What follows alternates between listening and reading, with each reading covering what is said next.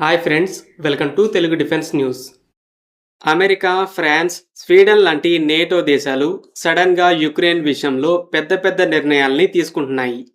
రీసెంట్గానే America Ukraine తమ దేశంలోనే పేట్రియట్ మిజైల్స్ని తయారు చేసుకునేలా క్లియరెన్స్ ఇచ్చింది. స్వీడన్ కొన్ని రోజుల క్రితమే 16 గ్రిపెన్ జెట్స్ని అమ్ముతున్నట్టు యుక్రెయిన్తో డీల్ని సైన్ చేసింది. ఇవి లేటెస్ట్ వర్షన్స్.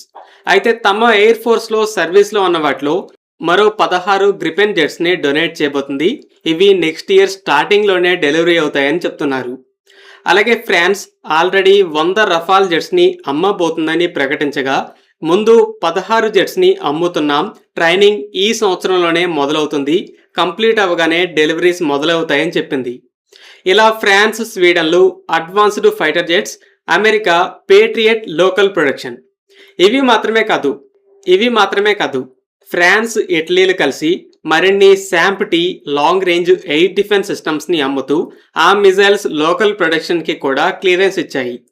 సపరేట్గా ఫ్రాన్స్ రఫాల్ అలాగే యుక్రెయిన్ జెట్స్ క్యారీ చేస్తున్న స్కాల్ప్ క్రూజ్ మిసైల్స్, హ్యామర్ బాంబ్స్ని కూడా మీ దేశంలోనే తయారు చేసుకోండి అని చెప్పింది. మరి ఇన్ని సంవత్సరాలుగా కంట్రోల్లో ఉండి సడన్గా ఈ నేటో దేశాలు ఇంత అగ్రెసివ్గా ఎందుకు మారాయి? ఈ వెపన్ డీల్స్ అన్నింటి వెనక ఒక కామన్ రీజన్ ఉంది. 4 ఇయర్స్ వార్ తర్వాత నేటో రష్యా స్ట్రెంగ్త్ అండ్ వీక్నెస్ని అర్థం చేసుకుంది. ఫస్ట్ వీక్నెస్ని చూద్దాం. 2022లో రష్యా వార్ని డిక్లేర్ చేసినప్పుడు ఎలా ఈ యుద్ధాన్ని చేస్తుంది, ఎంతకాలం జరుగుతుంది, వెస్టర్న్ కంట్రీస్ కనుక యుక్రెయిన్కి సపోర్ట్ చేస్తే రష్యా ఎలా రియాక్ట్ అవుతుందనేది తెలియదు.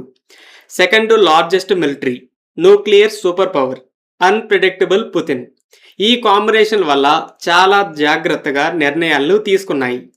యుక్రెయిన్కి ఎంతవరకు సపోర్ట్ ఇస్తే రష్యాతో డైరెక్ట్ వార్ రాకుండా ఎస్కలేషన్ని కంట్రోల్ చేయొచ్చు అనేది తెలియదు. ఫస్ట్ చిన్న చిన్న MANPADS, anti tank missiles ఇచ్చి రష్యా రియాక్షన్ని టెస్ట్ చేశాయి. తర్వాత ఒక్కో స్టెప్ ముందుకెళ్ళాయి. కొన్ని హైమార్స్ లాంచర్స్ తర్వాత పెద్ద నెంబర్లో ఇచ్చాయి. తర్వాత ట్యాంక్స్, ఎయిర్ డిఫెన్స్ సిస్టమ్స్, ఇలా ప్రతిదాన్ని చాలా కాలం ఆలోచించి మెల్లమెల్లగా ఇచ్చాయి. తర్వాత చాలా కాలం వెయిట్ చేసి స్టోర్మ్ షాడో అంటే SCALP cruise missiles, ATACMS మిసైల్స్ని ఇచ్చాయి. కానీ ఆక్రమించుకున్న భూభాగమే కానీ రష్యా భూభాగంలో వాటిని వాడకూడదు, క్రిమియా కూడా వద్దు అన్నాయి. తర్వాత క్రిమియా కూడా ఒకప్పుడు రష్యా ఆక్రమించుకున్నదే కదా, క్రిమియాలో కూడా వాడొచ్చు అన్నాయి. యుక్రెయిన్ దాడి చేసింది, కానీ రష్యా నుండి నేటో మీద ఎలాంటి యాక్షన్ లేదు. దాని తర్వాత ఓకే, రష్యా భూభాగంలో కూడా ఈ మిజైల్స్తో దాడి చేయొచ్చని చెప్పాయి. ఒక టైంలో యుక్రెయిన్కి ఫైటర్ జెట్స్ ఇస్తే రష్యా మన మీద దాడి చేయొచ్చు అని కూడా ఆలోచించాయి. ముందు సోవియట్ ఎరా జెట్స్ని డొనేట్ చేసి చూశాయి. తర్వాత old Mirage 2000, F-16 old versions, తర్వాత న్యూ వర్షన్స్, ఇప్పుడు advanced 4.5 generation jets.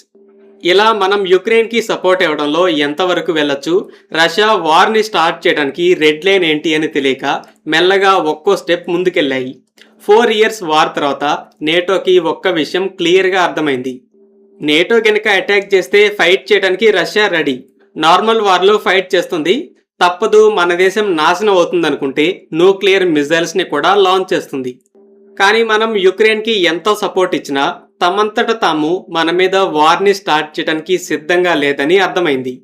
NATO a weapon ఇవ్వడానికి ప్రిపేర్ అవుతున్నా ఇస్తే పరిణామాలు తీవ్రంగా ఉంటాయని వార్నింగ్ ఇవ్వడమే కానీ ఏ నేటో దేశం మీద దాడి చేయలేదు. యుక్రెయిన్లో అటాక్స్ తీవ్రతని పెంచింది.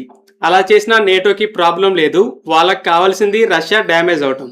ఇలా 2022లో ఏం చేస్తే ఏం జరుగుతుందో అని భయపడిన దేశాలు 4 సంవత్సరాల తర్వాత మనం ఏ వెపన్ ఇచ్చినా రష్యా మన మీద వార్ని డిక్లేర్ చేయదు అనే నమ్మకం వచ్చింది. అందుకే ఇప్పుడు అగ్రెసివ్గా మారాయి. ఈ లోకల్ ప్రొడక్షన్కి ఇంకో రీజన్ కూడా ఉంది. రష్యా స్ట్రెంగ్త్ని కూడా అర్థం చేసుకున్నాయి. ఇన్ని సంవత్సరాలు మనం యుక్రెయిన్కి వెపన్స్ ఇద్దాం, రష్యా ఫైర్ చేసే మిజైల్స్ని స్టాప్ చేయడానికి ఎయిర్ డిఫెన్స్ మిజైల్స్ని ఇద్దాం, అవి అయిపోతే మరిన్నిటిని ఇద్దాం, చివరికి రష్యా దగ్గర వెపన్స్ అయిపోయి కాంప్రమైజ్ అవుతుంది అనుకున్నాయి.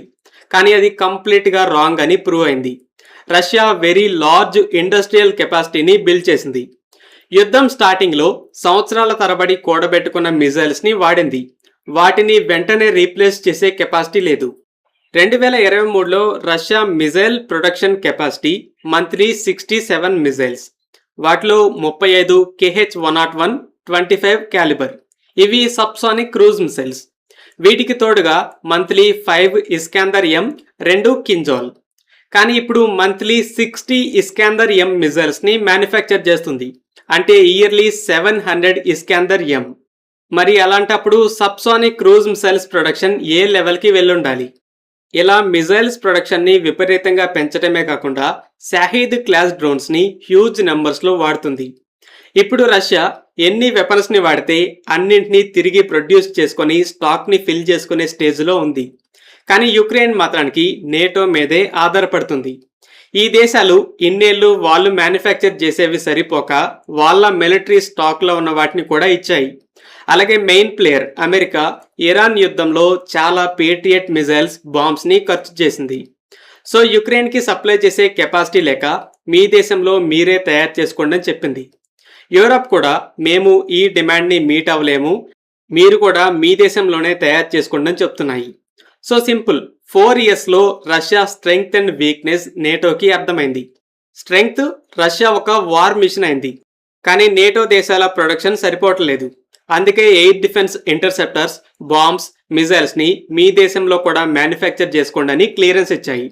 వీక్నెస్, రష్యా వార్నింగ్స్ ఇవ్వడమే కానీ తమంతట తాము వార్ని డిక్లేర్ చేయడానికి సిద్ధంగా లేదు. కాబట్టి అడ్వాన్స్డ్ జెట్స్ని కూడా ఇవ్వచ్చు, లోకల్ ప్రొడక్షన్తో కూడా ప్రాబ్లం ఉండదని అర్థమైంది. దీన్ని బట్టి ఈ యుద్ధం ఇప్పట్లో ఆగేలా కనబడట్లేదు. ఫ్రెండ్స్, ఈ వీడియో మీకు నచ్చినట్టయితే లైక్ చేయండి. అలాగే మరిన్ని డిఫెన్స్ అప్డేట్స్ కోసం మన ఛానల్ని సబ్స్క్రైబ్ చేసుకోండి.